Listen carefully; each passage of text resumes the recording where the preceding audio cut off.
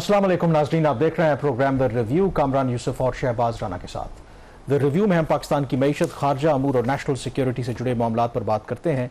गुज़श्ता रोज़ अमरीकी सदर ट्रंप ने 23वीं मरतबा पाकिस्तान और भारत के दरमियान जो 4 रोज़ा जंग मई में हुई थी उसको रुकवाने का क्रेडिट लिया है। लेकिन इस मरतबा जो उन्होंने बात की है कि पाकिस्तान और भारत के दरमियान जब ये जंग जारी थी तो इसमें उन्होंने कहा कि कम से कम 5 जो जंगी जहाज़ हैं वो भी गिराए गए। उन्होंने किसी मुल्क का नाम नहीं लिया, लेकिन एवरीबडी नोज उस पर इंटरनेशनल मीडिया ने भी रिपोर्ट किया। पाकिस्तान ने 6 और 7 की मई की दरमियानी शब ये कहा था कि इनिशियली उन्होंने कहा था कि पाकिस्तान ने 5 भारत के जंगी तैयारे मार गिराए हैं।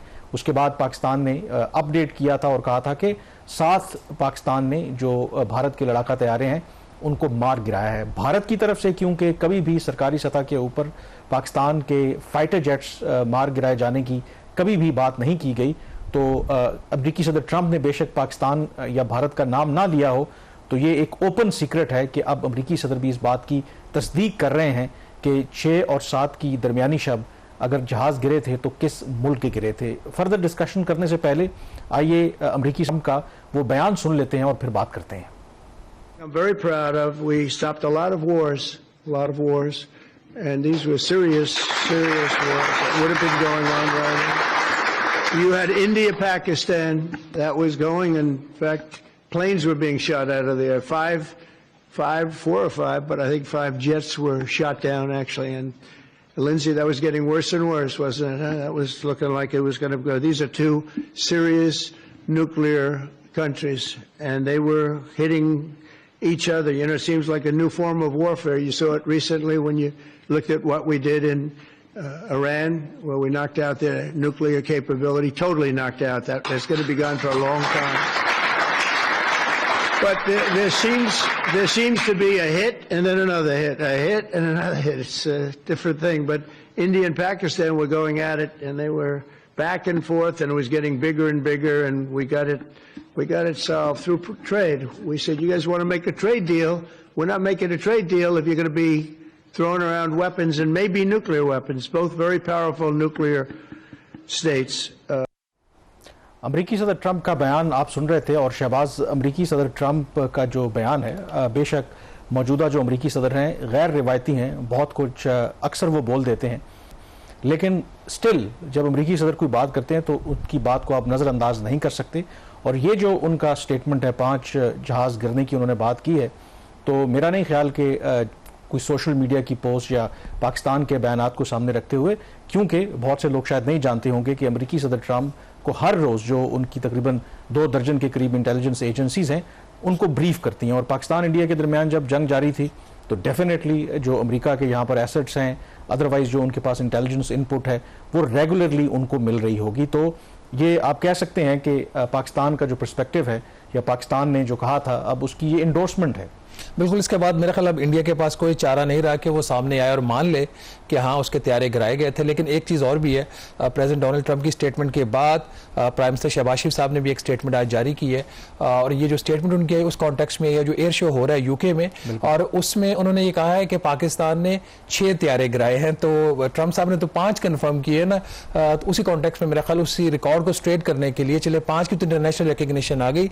पाकिस्तान आज भी समझता है कि उसने 6 तैयारे गिराए हैं, और जंग में नुकसान तो फिर होता है। ऑल्दो इंडिया भी क्लेम कर रहा है कि उसने पाकिस्तान के तैयारे गिराए थे, लेकिन कोई एविडेंस नहीं। इंडिया ने सरकारी सतह पर, यहाँ पर वजाहत बहुत जरूरी है, सोशल मीडिया के ऊपर फेक न्यूज इस तरह की खबरें तो आ रही हैं, कभी भी सरकारी सतह के ऊपर भारत ने यह दावा नहीं किया कि उन्होंने पाकिस्तान के लड़ाका तैयारे गिराए। जो दावा वो करते हैं कि जो पाकिस्तान के जो एयर बेसिस वगैरह उनको उन्होंने निशाना बनाया, उसके अलावा उन्होंने कभी भी ये दावा नहीं किया। इसी वजह से अमरीकी सदर ट्रंप ने बेशक नाम किसी मुल्क का ना लिया हो, लेकिन ये बात ऑन रिकॉर्ड मौजूद है कि दोनों मुल्कों के दरमियान किसने सरकारी सतह के ऊपर ये दावा किया था या ये कहा था कि उन्होंने ये जहाज मार गिराए हैं। तो इसलिए जो सबसे इंपॉर्टेंट अब जो सवाल है कि आपको पता है कि जो भारत के प्राइम मिनिस्टर हैं नरेंद्र मोदी, जब से अमरीकी सदर ट्रंप बार बार ये कह रहे हैं कि एक क्रेडिट ले रहे हैं कि एक तो उन्होंने जो ट्रेड का जो एक लेवरेज है इस्तेमाल करके दोनों मुल्कों को अग्री करवाया इसके लिए, सीज फायर के लिए, दूसरा फिर जो तैयारे मार गिराने की बात है, तो कभी भी अमरीकी जो भारतीय प्राइम मिनिस्टर नरेंद्र मोदी उनकी तरफ से आज तक पब्लिकली स्टेटमेंट सामने नहीं आया। अब इस बयान के बाद जो सबसे अहम सवाल है और एक ऐसे मौके पर आया है कि बहुत जल्द भारत का जो पार्लियामेंट का सेशन है वो कन्वीन हुआ है और ये पहला सेशन होगा जब से पाकिस्तान और भारत के दरमियान ये सारा कॉन्फ्लिक्ट शुरू हुआ था। तो ऑपोजिशन वहां पर बिल्कुल तैयार बैठी है और ट्रंप का ये जो बयान है उस डिबेट को फर्दर इंटरेस्टिंग बना देगा और मेरा ख्याल है कि मुश्किल होगी वहां पर जो रूलिंग गवर्नमेंट है, रूलिंग पार्टी है, उनको ये सारे जवाब देना, गिवन कि जिस तरीके से ट्रंप ने देखिए जो इंटरनेशनल ओवरऑल अब देखें, अब जो सैटेलाइट से हर चीज़ मॉनिटर हो रही है, जो कितनी सॉर्टेज हो रही है, कौन सा जहाज उड़ के किधर पहुंचता है, ये भी एक उसका पूरा एक ट्रैक होता है। तो ऐसी सूरत हाल में इंडिया को ये चाहिए था कि वो जंग के फौरन बाद ये बात मान लेता है, एतराफ़ कर लेता है कि पाकिस्तान उसके तैयारी गिराए हैं। और ये अब मेरा ख्याल एटलीस्ट कम अज़ कम फ्रांस की तरफ से तो स्टेटमेंट एक आ जानी चाहिए जिनके रफाल तैयारी गिराएंगे। अगर इंडिया की तरफ से नहीं आती। आपने ट्रेड की बात की, ट्रेड के हवाले से थोड़ा सा एक रेलेवेंट इन्फॉर्मेशन हम शेयर कर देते हैं नाज़रीन के साथ। पाकिस्तान के जो फाइनेंस मिनिस्टर हैं और जो कॉमर्स सेक्रेटरी हैं वो इस वक्त अमेरिका में है।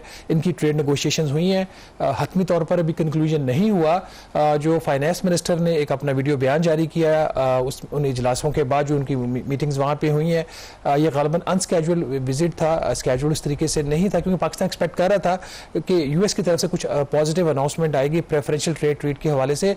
तो उन्होंने कहा जो बातचीत है वो आगे तो बढ़ी है लेकिन कुछ issues between Pakistan and America अभी भी ट्रेड के हवाले से आउटस्टैंडिंग है, जिसकी वो उम्मीद करने के अंदर चंद दिनों में वो सॉर्ट आउट हो जाएंगे और इसकी जो प्रॉपर एक अनाउंसमेंट आएगी वो पॉलिटिकल लीडरशिप की तरफ से आएगी, या अमेरिका की तरफ से या पाकिस्तानी और उसमें आई थिंक 15 अगस्त की जो टेम्परेरी एक डेडलाइन इन्होंने की थी उसको एक्सटेंड किया हुआ है 1 अगस्त तक। तो उससे पहले तक आई थिंक ये चाह रहे हैं कि डील हो जाए, बाकी ममालिक भी चाह रहे हैं। अब जो वापस उस इशू के ऊपर आते हैं कि एक तो ट्रंप ने तो अभी कहा है और पाकिस्तान भी जो बयान दे रहा है वो अपनी जगह पे ऊपर, लेकिन ओवरऑल जो परसेप्शन भी अगर आप देखें दुनिया के अंदर, एक तो पाकिस्तान की प्रोफाइल हम यहाँ पर बैठ के बात करते रहे हैं कि इंक्रीज़ हुई है और उसका मैं खुद भी आई विटनेस हूँ कि चंद रोज़ पहले मुझे चीन जाने का मौका मिला और वहाँ पे मैं हिस्सा था एक एशिया अफ्रीका का 12 मुल्कों का एक डेलीगेशन था और वहाँ पर एक आध जो मुलाकात हुई हमारी तो उसमें जो हमारा डेलीगेशन था उसमें मलेशिया के एक फॉर्मर ट्रांसपोर्ट मिनिस्टर भी शामिल थे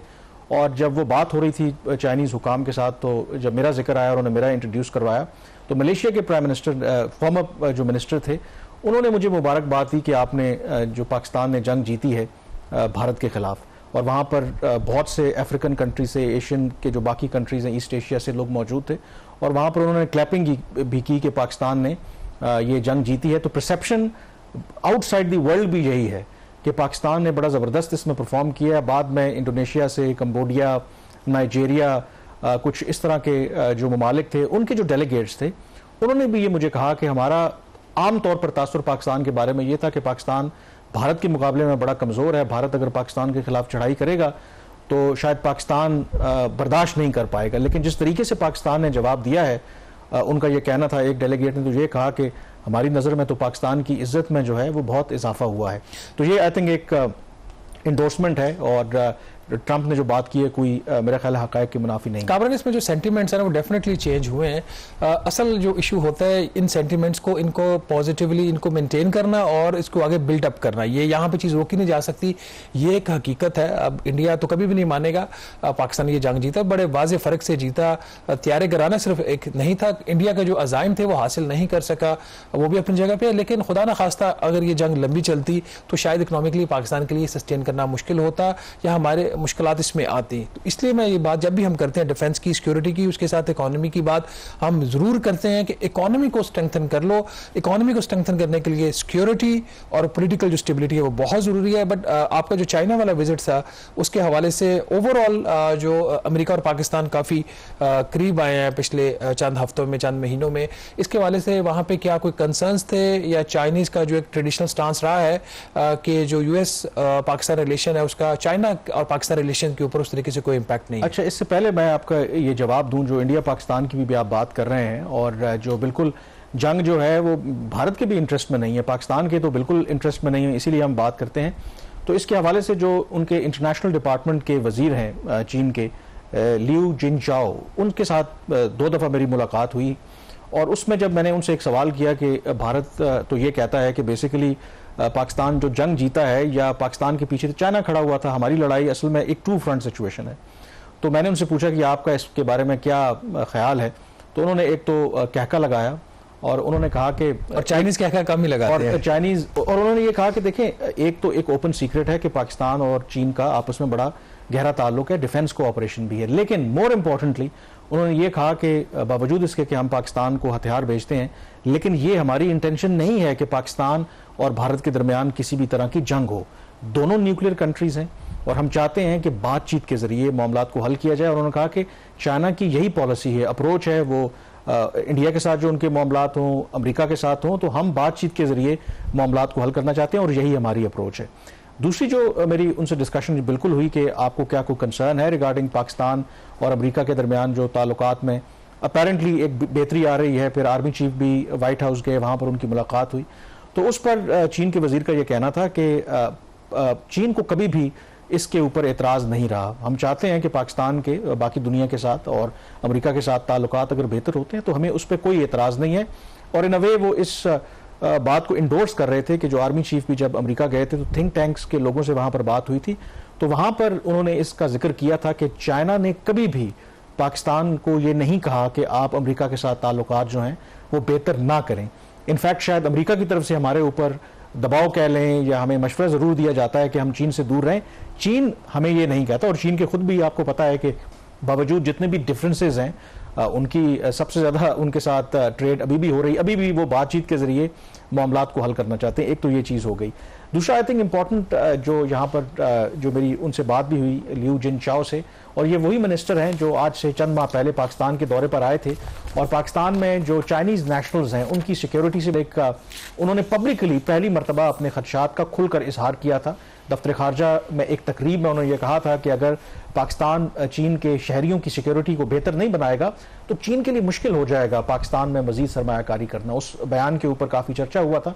तो मैंने उनसे पूछा कि उसके बाद क्या पाकिस्तान ने अपने जो सिक्योरिटी के मामलात उनको बेहतर किया है, चीन कितना मुतमईन है, तो उस पर बज़ाहिर वो लगता है कि मुतमईन नजर आए। उन्होंने कहा कि ये एक ऐसा चैलेंज है जिसको पाकिस्तान और चीन को मिल करके निपटना है। एंड मोर इम्पॉर्टेंटली जो उन्होंने एक अहम बात की, उन्होंने कहा कि बेशक पाकिस्तान को इस वक्त सिक्योरिटी के जो चैलेंजेस हैं उनका सामना है, लेकिन चीन इन सिक्योरिटी के जो चैलेंजेस हैं उससे डर के भागने वाला नहीं है, यानी कि हम इसको फेस करना चाहते हैं। तो ये बयान जो है चंद माह पहले अगर उनका आप बयान देखें तो उससे थोड़ा आपको मुख्तलिफ नजर आता है, यानी कि वो इस मुश्किल सूरत हाल में पाकिस्तान के साथ खड़े हैं। ये एक इम्पॉर्टेंट उन्होंने बात की। ओवरऑल आई थिंक जो मेरा इंप्रेशन था 2017 के बाद तीसरा मौका था मुझे चीन जाने का मौका मिला, और चीन के बारे में कहा जाता है कि वो दुनिया की अगली बड़ी ताकत है, और उसमें हकीकत भी है कि जिस तरीके से चाइना में वहाँ पे ट्रांसफॉर्मेशन हो रही है, वो टेक्नोलॉजी हो, वो आर्टिफिशियल इंटेलिजेंस हो, वो उनकी इंडस्ट्री हो, वो ज़राअत का शोबा हो,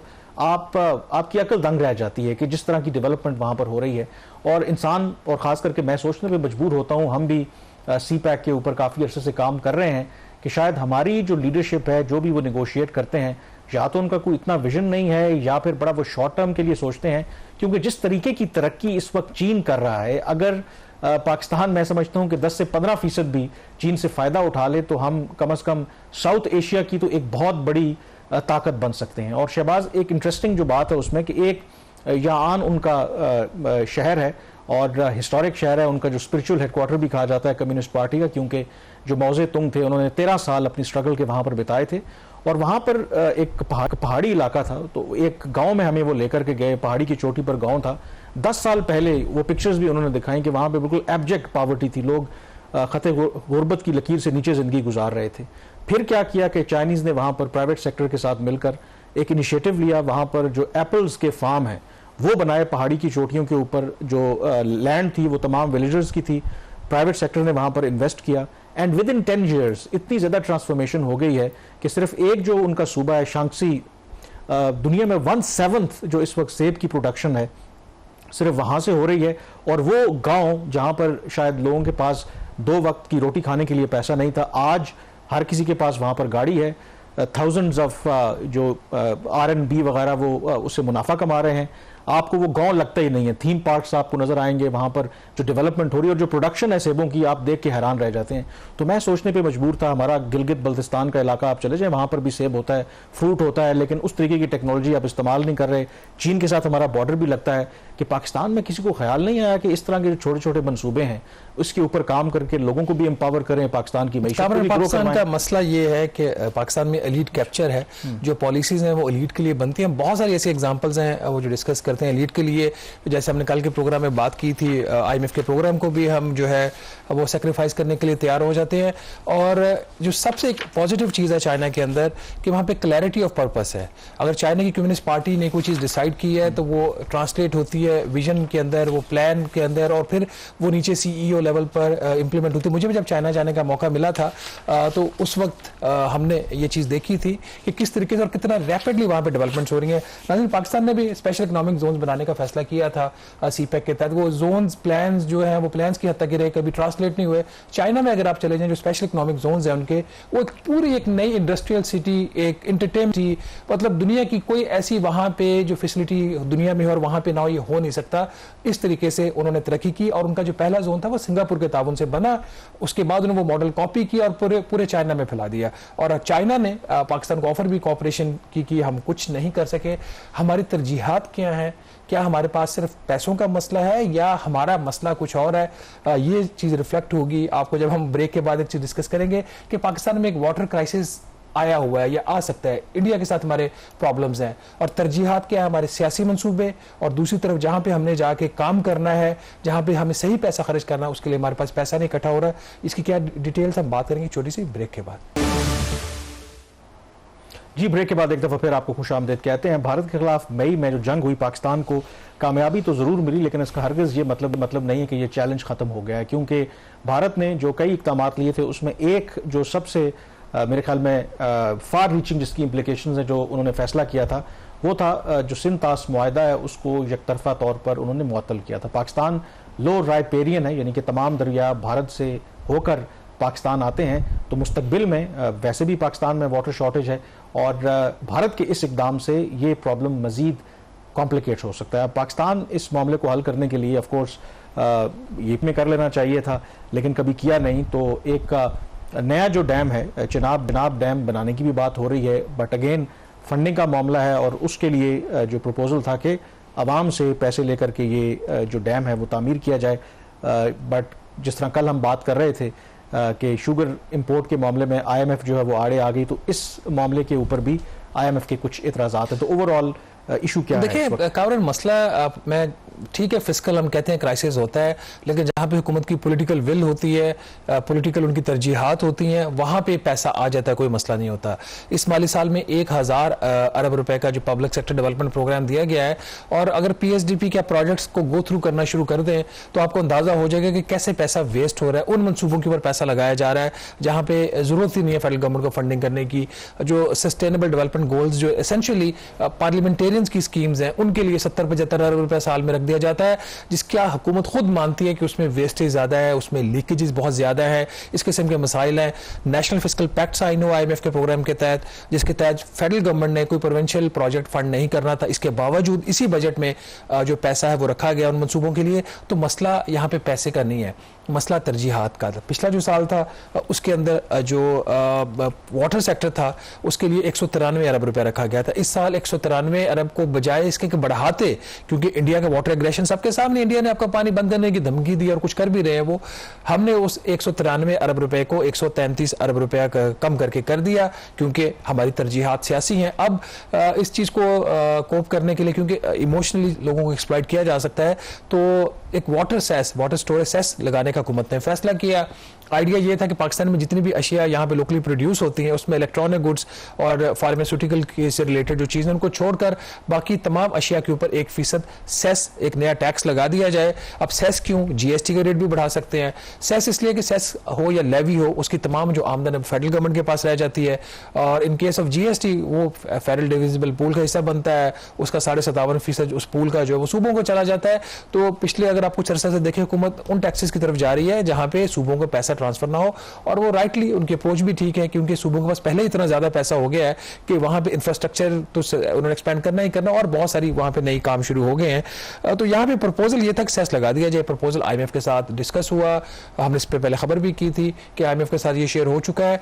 तो अब इतला ये है कि आईएमएफ ने सेस के प्रपोजल को रिजेक्ट कर दिया है, और उन्होंने कहा है जी कि उनके 3 बड़े तहफ़्फ़ुज़ात हैं आईएमएफ के इसके ऊपर। पहला उनका कंसर्न ये है कि जब आप सेस लगाते हैं तो एक स्पेसिफिक पर्पस के लिए लगाते हैं, तो उसकी वजह से जो बजट के अंदर फ्लेक्सिबिलिटी होती है, जो पैसा उसे इकट्ठा होता है, आप उस मकसद के अलावा कहीं इस्तेमाल नहीं कर सकते। एग्जांपल है जैसे गैस इंफ्रास्ट्रक्चर डेवलपमेंट सेस लगाया गया आज से चंद साल पहले कि उससे ईरान पाकिस्तान गैस पाइपलाइन बनेगी, तुर्कमानिस्तान अफगानिस्तान पाकिस्तान गैस पाइपलाइन बनेगी।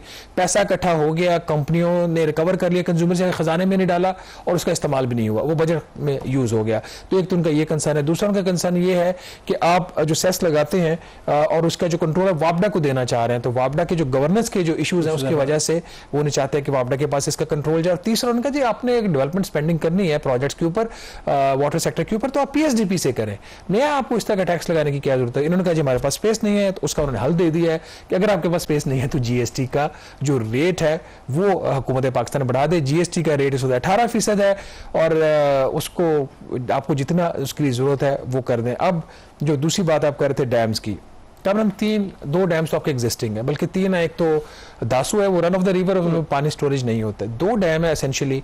द्यामिर बादशाह डैम जो आज से 7 साल पहले उसकी जो कॉस्ट थी अप्रूवल की वो थी 479 अरब रुपया। अभी भी उस डैम के ऊपर मजीद गवर्नमेंट को मेरे ख्याल मोर देन 300 बिलियन उसको उस 479 अरब रुपये से चाहिए जो खर्च करने के लिए। इतलात अब ये आ रही है कामरान कि वो जो 479 अरब रुपए की कॉस्ट है वो बढ़कर शायद 1100 अरब रुपया हो जाए। हतमी बात अभी नहीं की जा सकती, प्लानिंग कमीशन के पास रिवाइज डॉक्यूमेंट्स नहीं है। दूसरा मंसूबा था मोहम्मद डैम का। अच्छा, ये जो 1000 अरब रुपया इसमें द्यामिर बादशाह के लिए साल सिर्फ 25 अरब रुपया रखा गया है। रिक्वायरमेंट आपके सामने 1100 चाहिए कम अज कम। दूसरा मोहम्मद डैम का 310 अरब रुपए का प्रोजेक्ट था, उसके लिए भी कम से कम 137 अरब रुपए मजीद चाहिए। अभी वो प्रोजेक्ट रिवाइज नहीं हुआ कॉस्ट उसकी, और इस बजट में 37.5 अरब रुपए रखा गया। और जो असल जो आप बात कर रहे थे, पाकिस्तान ने एक नया डैम बनाने का फैसला किया। चनाब जो डैम है दरिया चनाब के ऊपर बनेगा और इसकी लोकेशन चिन्योट के करीब होगी। ये तीनों डैम जो हैं इनकी जो बाकी कॉस्ट है उसमें द्यामिर बादशाह की रिवाइज कॉस्ट भी आप डाल लें तो कम अज कम भी 1300 अरब रुपया इजाफी गवर्नमेंट को चाहिए इन डैम्स के ऊपर काम शुरू करने के लिए और इन पे मुकम्मल करने के लिए। और इस साल का पीएसडीपी है 1000 अरब, और उसमें भी 1300 अरब रुपए। एक वजाहत कर दें कि ये एक साल में तो नहीं चाहिए ना, क्योंकि जो डैम है वो तो इट टेक्स टाइम, और जो करंट पेस है जिस तरीके से द्यामिर और मोमन डैम बन रहे हैं तो कहा यह जा रहा है कि तो अगले 15 से 20 साल लग जाएंगे हमें ये डैम बनाते हुए। अरे इसमें वो वापडा कह रहा है कि जितने पैसे आप रख रहे हो 25 अरब रख रहे हो 35 अरब रख रहे हो उसे तो आपको ये तो 15 से 20 साल लगेंगे डैम कंप्लीट करने में। ये बात ठीक है, बट द प्रॉब्लम इज कि गवर्नमेंट ने फैसला किया, अब इंडिया ने एक फैसला कर लिया है कि उसने आपके खिलाफ जो पानी है उसको हथियार के तौर पर इस्तेमाल करें। इंडिया ने फैसला कर लिया है, हमें समझ आए या ना आए। तो अगर हमें समझ आ गई है तो फिर हम सियासी मंसूबे बंद करके क्यों नहीं हम इन बड़े मंसूबों को पैसे देते। आप इसको फास्ट ट्रैक कर सकते हैं। फास्ट ट्रैक के ऊपर खुद एहसन इकबाल ने कहा कि फास्ट ट्रैक पेस के ऊपर चलें तो हम द्यामिर बादशाह डैम 2030 में अगले 5 साल में मुकम्मल कर सकते हैं। वापडा कह रहा है कि जो पैसे आप दे रहे हो ये 15 से 20 साल में मुकम्मल होगा। तो प्रायोरिटीज की बात है। फिर बेनजीर इनकम सपोर्ट प्रोग्राम एक सोशल सेक्टर आईनी तौर पर सूबाई मामला है। फेडरल गवर्नमेंट ने ऑफर की सूबों की ठीक है हम आधा खर्चा उठा लेते हैं, आधा खर्चा आप उठा लें इसका, तो जिसका मतलब है कि इस साल 716 अरब रुपया कामरान बीआईएसपी की कॉस्ट है। उनका 358 अरब रुपया अगर इसमें से बच जाएगा हम डैम्स की तरफ डाइवर्ट कर देंगे तो फास्ट ट्रैक उसकी इंप्लीमेंटेशन होगी। उस पर सूबे नहीं मान रहे, चले वो तो अपनी जगह पे बीआईएसपी ने शुरू किया, वो आपका इनिशिएटिव है। नए मंसूबों के लिए सूबों के लिए पैसे देने की क्या जरूरत है? क्यों नेशनल फिस्कल पैक्ट की वायलेशन गवर्नमेंट कर रही है? तो यहाँ पे नियतों का बहुत बड़ा फुकदान है।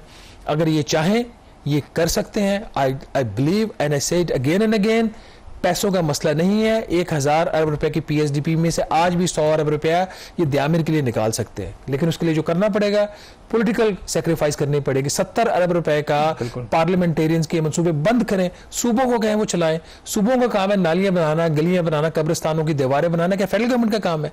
तो सवाए गैस की स्कीमों के वो भी एसेंशियली प्रोविंशियल चलें, गैस और बिजली के अलावा बाकी इनका पैसा देने का कोई तुक नहीं बनती।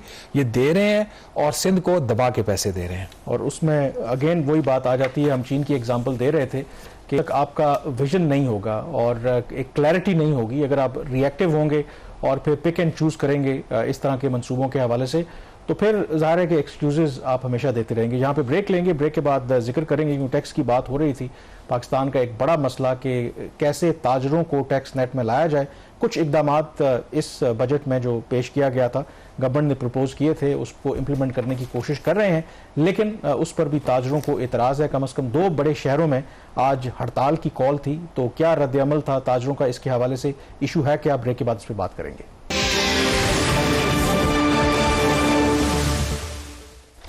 जी, ब्रेक के बाद एक दफ़ा फिर आपको खुश आमदेद कहते हैं। हुकूमत पाकिस्तान की कोशिश है कि ताजरों को टैक्स नेट में लाया जाए और जब जब कोशिश की जाती है हुकूमत की तरफ से तो सख्त मज़ामत का उन्हें सामना करना पड़ता है। आज स्ट्राइक की कॉल दे रखी थी, हड़ताल की, जो ताजर हैं, लेकिन बाद में जो वापस ले लिया गया। जो बिज़नेस कम्युनिटी थी एक्सेप्ट लाहौर और जो कराची के ताजर हैं, उन्होंने कहा कि वो प्लान के मुताबिक हड़ताल करेंगे। इसके हवाले से अभी तक कोई है आपके पास तफसीलात के ये जो हड़ताल है कितनी कामयाब रही, कम से कम कराची और लाहौर की सतह की अगर बात करें तो? देखिए, ये बात तो पहले दिन से वाज़ेह थी। जो आतिफ इकराम शेख हैं, जो president of federation of Pakistan chambers and commerce and industry के, उन्होंने 1 महीने के लिए जो हड़ताल को पोस्टपोन कर दिया था और मेजर जो चैम्बर्स थे, ज़्यादातर मेजॉरिटी जो चैम्बर्स थे, उन्होंने FPCCI को सपोर्ट किया। सवाए इसके कि जो Lahore chamber of commerce and industry है, उनके जो प्रेसिडेंट थे मियां अबू जरशाद, और कराची के जो ट्रेडर्स थे जिनको रिप्रेजेंट जावेद बलवानी साहब कर रहे थे, उन्होंने इसे डिफर किया। और पहले तो बात है, हम ये बात करें इनको ये हड़ताल कर क्यों रहे हैं, फिर कितनी कामयाब है कितनी नहीं, वो हम जावेद साहब से पूछने की कोशिश कर रहे हैं। हमारा उनसे रब्ता हो जाता है ब्रेक के बाद। उनका क्या इसके ऊपर क्लेम है? 3-4 बड़े इशूज हैं कामरान। उनका मेरिट और डीमेरिट हर किसी का अपना है। अब बहुत सारी जगहों पे लगता है कि हुकूमत ठीक है और कुछ जगहों पे ताजरों का मौक़िफ़ ठीक है। सबसे बड़ी चीज़ जिसके ऊपर इनका झगड़ा है वो जो FBR को इख्तियार दिया गया है कि वो किसी भी शख्स को जिसने 5 करोड़ रुपए से ज़्यादा का टैक्स का फ्रॉड किया हो, सेल्स टैक्स का फ्रॉड किया, उसको गिरफ्तार FBR कर सकता है। ये अथॉरिटी जो है ना, जिसके ऊपर पार्लियामेंटेरियंस के बहुत ज़्यादा कंसर्न्स थे, उन्होंने कहा ये जो नैब का कानून है उसको रेप्लिकेट किया गया है। नैब के कानून, एक नया नैब जो है FBR की शेप में जो है वो सामने आ गया है। और कुछ लोगों ने तो FBR के जो इख्तियारत है उसको एक SHO के जो एक स्टेशन जो हेड होता है उसका, पुलिस का, उसके SHO के इख्तियारात के मतवाजी करार दिया कि ये एक और SHO बन गया। मुल्क में पहले नैब था और ये पुलिस थी। तो ये कंसर्न्स थे, क्या ये इख्तियारात देने चाहिए थे या नहीं देने चाहिए थे? इस पर डिवाइडेड ओपिनियन है। कुछ लोगों का ख्याल है कि नहीं देने चाहिए थे। पाकिस्तान पीपल्स पार्टी ने इसको अपोज किया कि नहीं देने चाहिए। उन्होंने थ्रेट किया कि वोट नहीं करेंगे, लेकिन पीपल्स पार्टी जो थ्रेट करने के बाद आपको पता है ना, फिर लाइन पे आ जाते, वो लाइन पे आकर इसको वोट कर दिया। दूसरा इशू जो है जिस पे गालबन हुकूमत का मौक़िफ़ ठीक है, लेकिन अप्रोच पे आप डिफर कर सकते हो कि ये होना या नहीं होना चाहिए। कैश इकोनॉमी है पाकिस्तान की, और इसके ऊपर FBR ने बजट में ये एक नया कानून लेके आए हैं कि अगर 2 लाख रुपए से ज़्यादा की कैश की पेमेंट होगी किसी ट्रांजैक्शन की, तो उसका जो 2 लाख रुपए से जितनी भी ऊपर इनकम होगी उसका जो आधा हिस्सा होगा वो काउंट हो जाएगा इनकम में। एक्सपेंस का हिस्सा नहीं होगा, खर्चे में नहीं जाएगा, आमदन में चला जाएगा। जब आमदन में जाएगा तो जितना उसका ओवरऑल आमदन का पूल होगा उसके मुताबिक उस पर टैक्स लग जाएगा। इसके ऊपर असल मसला ताजरों को इसके ऊपर है, क्योंकि मामूली बात है, कैश ट्रांजैक्शन हमारा जो सिस्टम चल रहा है FBR हाईली इनइफेक्टिव रहा है माजी में। अब माजी में ये इनइफेक्टिव है तो ये सडनली इंप्लीमेंट करना चाह रहे हैं। असूली तौर पर बात ठीक है, आपको सारी इकोनॉमी को लेके जाना डिजिटाइजेशन की तरफ, ताकि हर किसी के ऊपर पूरा जो उसका जो ड्यू बोझ बनता है टैक्स का वो पड़े, सवाए तनख्वाहदार तबके के ऊपर ना पड़े जो 555 अरब रुपया दिया जिसने पिछले माली साल में तारीख का सबसे ज़्यादा। तो यहाँ पे जो प्राइम मिनिस्टर ऑफ पाकिस्तान है शहबाज शरीफ साहब, हमारे ज़राए के मुताबिक उन्होंने भी FBR को कहा कि आप सबको एक ही दफ़ा मुसलमान करने की कोशिश ना करें, आहिस्ता आहिस्ता आप इम्प्लीमेंट करें, आप बहुत टाइट ना करें। बट ये एक डिस्प्यूटेड इशू है। तीसरा इशू ये है कि FBR ने जो बहुत सारी फैक्ट्रियाँ हैं उनके ऊपर नाज़रीन उन्होंने अपने जो ऑफिसर्स हैं उनको बिठा दिया है कि वहाँ पर उनकी जो सेल्स हैं मॉनिटर करेंगे। और एक और इससे रिलेटेड इशू है, बट अगर बैलेंस में देखा जाए हुकूमत की कोशिश तो है कि इन ताजरों को नेटवर्क के अंदर लाया जाए, लेकिन अब बात वही आ जाती, लाहौर जो है, लाहौर दिल है, ताजरों का लाहौर का भी दिल समझा जाता था PMLN का, और अगर लाहौर में हड़ताल हुई है तो गालिबन वो हुकूमत को उसकी थोड़ी बहुत उसकी जो हीट है वो पहुंची होगी। पर ताजरों के अपने अंदर भी एक लड़ाई पड़ गई है। उनके अंदर लड़ाई ये है कि जो FPCCI के प्रेसिडेंट है उन्होंने अक्यूज किया है लाहौर चैम्बर के प्रेसिडेंट को, आपने जो नेगोशिएशन हो रही है उसको सैबोटाइज किया है। उसके जवाब में जो लाहौर चैम्बर के प्रेसिडेंट है उन्होंने इन राइटिंग जो है वो FPCCI के सदर को कहा कि नहीं, आपने ना सिर्फ आप जो है वो हमारा मौकिफ की आप सही तायद नहीं कर सके, आपने सही पेश नहीं किया, बल्कि आपने हुकूमत की जो लाइन है वो टो किया। जहां पे ताजरों को इकट्ठा होना चाहिए था, हुकूमत को स्ट्रांग होना चाहिए था, वहां पे ताजर डिवाइडेड है और हुकूमत उस डिवीजन का फायदा उठा रही है। और क्या इसमें हुकूमत कामयाब होती है या नहीं, तो ताजर क्या कामयाब होंगे या नहीं होंगे, इस पर बात करेंगे छोटी सी ब्रेक के बाद। जी, ब्रेक के बाद एक दफा फिर आपको खुशामदीद कहते हैं। हम बात कर रहे हैं जो आज ताजरों ने हड़ताल की कॉल दे रखी थी। बाकी तो जो इंडस्ट्री थी, बिजनेस कम्युनिटी थी, उन्होंने कॉल ऑफ कर दी या डिले कर दिया उसको, लेकिन कराची और लाहौर में जो ताजर हैं वो अपने प्लान के मुताबिक उन्होंने हड़ताल आज की थी। और वजह जो ब्रेक से पहले हम बात करते, इस पर मजीद बात करने के लिए जावेद बलवानी हमारे साथ मौजूद हैं, प्रेसिडेंट हैं कराची चैम्बर्स ऑफ कॉमर्स के। तो जावेद साहब, सबसे पहले तो ये बताएं कि आज हड़ताल की आपने कॉल दी थी, कितनी कामयाब हुई, और दूसरा कि ताजर जो हैं वो क्यों जो फॉर्मल इकोनॉमी है पाकिस्तान की उसका हिस्सा नहीं बनना चाहते? देखिए, हड़ताल की कॉल जो है ये सबसे लास्ट एपिसोड होता है, क्योंकि उससे पहले हमने जो दूसरी बातें की हैं वो मैं आपको बता दूं, अगर आप इजाजत दें, कि हमने प्रेस कॉन्फ्रेंस भी की और गवर्नमेंट को जो गवर्नमेंट ने बजट के बाद एक दो कमेटी बनाते हैं, एक टेक्निकल कमेटी बनाई जाती है, एक जो है बिजनेस की कमेटी बनाई जाती है, उसके अंदर सारी बातें करनी होती है और बजट में जो एनोमलीज होती हैं उसको सही किया जाता है। तो बिजनेस की कमेटी का मैं मेंबर था, वो एनोमलीज कमेटी का, उसके अंदर जो है ना चेयरमैन साहब आए, ना मेंबर IR पॉलिसी आए, ना फेडरल मिनिस्टर फाइनेंस जो है वो आए। उसका प्रोसीजर ये होता है, उसमें सारी एनोमलीज रखी जाती हैं, उसमें डिस्कस होता है और उसमें चेयरमैन भी आते हैं और मेंबर भी आते हैं और फाइनेंस मिनिस्टर भी आते हैं। जब वो एनोमलीज को हम बाकायदा उनकी जस्टिफिकेशन देते हैं और उसमें वो सेटिस्फाई हो जाते हैं कि एनोमलीज जो हैं इनकी जस्टिफिकेशन सही आई है, तो उनको दूर किया जाता है। वो प्रोसेस ये पाकिस्तान की तारीख में पहली दफा नहीं हुई, तो सारी हमारी एनोमलीज रह गई। फिर इन्होंने जो कानून बनाए हैं वो सारे उस एनोमलीज में थे, तो वो सारी चीजें डिस्कस नहीं हुई। तो ये हमारे मेंबर्स और हमारे जितने लोग हैं उन्होंने इस पे शोर मचाना शुरू किया। जब एनोमली कमेटी की मीटिंग के अंदर मेंबर्स और ये हमें वेट कराते रहे, तो उसमें हमने वॉकआउट। वो जावेद साहब, कता कलामी की माजरत, बजट पास हो गया, आप लोगों ने अपने मुतालबात जावेद साहब हुकूमत के सामने रख दिए, वो 2 लाख रुपए वाली बात से पीछे हटने को तैयार नहीं है। आज की हड़ताल जो हुई है उसका जो भी आपको रिजल्ट मिला है, उसके बाद आप क्या समझते हैं हुकूमत आपकी बात सुनेगी? देखिए, बजट पास हो गया तो ये कोई आसमानी किताब तो नहीं है, उसको सही कर सकते हैं भाई लोग। देखे, बजट के अंदर जो पैसे देने वाले लोग हैं उनको ऑन बोर्ड नहीं लेंगे, हम टैक्स देने वाले लोग हैं। जो टैक्स के अंदर जो लोग हैं उनके पैसों से ही सारी हुकूमत चलती है, उनके पैसों से ही ब्यूरोक्रेट्स की तनख्वाह मिलती है, उनके पैसों से ही फोर्सेस की तनख्वाह मिलती है। क्या बगैर टैक्स के मुल्क चल सकता है? आप मुझे ये बताएं। और टैक्स देने वालों का इनपुट ना हो बजट में, तो बजट कैसा बजट होगा? तो इसके देखें, ये सब मैंने आपसे सवाल पूछा था कि गवर्नमेंट की तो ये कोशिश है कि ताजरों को टैक्स नेट में लाया जाए, फॉर्मल इकोनॉमी होनी चाहिए, कैश इकोनॉमी को डिस्करेज करना चाहिए। तासुर ये जाता है कि जब भी हुकूमतें कोशिश करती हैं तो ये जो ताजर हैं ये चाहते हैं कि फॉर्मल इकोनॉमी का वो हिस्सा ना बने। आखिर क्यों? देखिए, हम तो टैक्स देने वालों को रिप्रेजेंट करते हैं, हमारे मेंबर 100% वही बन सकते हैं जो टैक्स नेट के अंदर है, और मैं उनको रिप्रेजेंट कर रहा हूं। और पाकिस्तान का 70% टैक्स जिस शहर से कलेक्ट होता है मैं उनको रिप्रेजेंट कर रहा हूं। 70% टैक्स देने वाले की बात अगर नहीं सुनी जाए तो इसका मतलब क्या है? अच्छा, ठीक है, वो बात आपकी ठीक है, लेकिन जो चेयरमैन FBR है राशिद लंगड़ियाल साहब, वो ये कह रहे हैं कि जो लोग टैक्स के दायरा कार में है वही टैक्स चोरी कर रहे हैं। वो कह रहे हैं कि जो दायरा कार से बाहर है उनका तो इतना टैक्स बनता ही नहीं है, जो आपको इस बात का पता है, और ये स्टेटमेंट वो कई दफा दे चुके हैं। वो तो कह रहे हैं कि ठीक है आप नेट के अंदर हो, हम मानते हैं, बट आप पूरा टैक्स नहीं दे रहे। देखिए, पाकिस्तान के अंदर जितना टैक्स का जो रखा गया है, टैक्स जितना है लोगों पे, वो पूरे रीजन में इतना टैक्स नहीं है जितना पाकिस्तान में टैक्स दिया जा रहा है। और टैक्स जो दिया जाता है उसकी जो सहूलतें हैं पूरी दुनिया में जो मिलती हैं वो पाकिस्तान में मिलती है।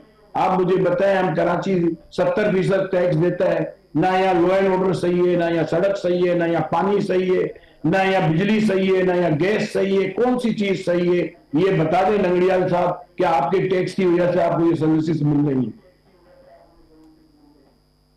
जावेद साहब, लास्टली आप का ये जो आज की हड़ताल है लाहौर में और कराची में, मेरे पास जो इनिशियल डाटा है वो पेमेंट्स का डाटा मैंने अभी कुछ लिया है, तो उससे लगता तो है कि कराची में हड़ताल आपकी जो डाटा जो शो कर रहा है पेमेंट्स का काफी कामयाब रही है। कोई खास पेमेंट्स आज नहीं हुई ऑनलाइन सिस्टम के ऊपर, और बाकी भी जो एक गवर्नमेंट का आपका एक निज़ाम चलता है। आप क्या समझते हैं आज के दिन के बाद आपकी जो पोजीशन है वो मुज़ाकरात में बेहतर हुई है, या आप समझते हैं कि आप सही दबाव नहीं डाल सके और आपको मजीद इस किस्म के इकदाम करने पड़ेंगे? देखिए, हमारी कल मीटिंग हुई थी, उसके अंदर काफी अच्छी बातें हुई थी। हारून अख्तर साहब ने चेयर किया था और बड़ी पॉजिटिव बातें हुई, मगर हमारे मेंबर से हम इजाजत लेके आए थे। हमने मेंबर से पूछ के स्ट्राइक अनाउंस की थी, और मेंबर से हम पूछ के आए थे कि मेंबर्स ने मुझे ये कहा था कि जो भी मीटिंग हो उसके मिनट्स बनने चाहिए, उसके मिनट्स मिलने चाहिए, या उसका नोटिफिकेशन निकलना चाहिए, या उसकी प्रेस रिलीज निकलनी चाहिए कि ये चीज डिसाइड हुई है। तो वो तीनों चीजें नहीं थी। हम बात तो मेंबर्स के पास आए, मेंबर्स से पूछा क्या करें, मेंबर्स ने बोला अगर ये तीनों चीजें नहीं है तो आप स्ट्राइक करें। और जब 200-250 आदमी जमा होकर मुझे कह रहे हैं कि आप स्ट्राइक करें रात को 10 बजे, तो हम स्ट्राइक इसलिए हमने अनाउंस की हुई थी। अगर हमारे को मिनट्स मिल जाते, हमारा नोटिफिकेशन। जावेद बलवानी साहब, बहुत शुक्रिया, आपका मौक़िफ़ आ गया। नाज़रीन, कुछ जो फैसले हैं वो हुकूमत को करना पड़ते हैं, लेकिन जो पाकिस्तान के मारूजी हालात हैं, जहां पे आप अगर कोई नया कानून उसको यकदम फोर्स करने की उसको कोशिश करेंगे इम्प्लीमेंट करने की, तो उसका भी एक जो है वो नेचुरली रिएक्शन आता है।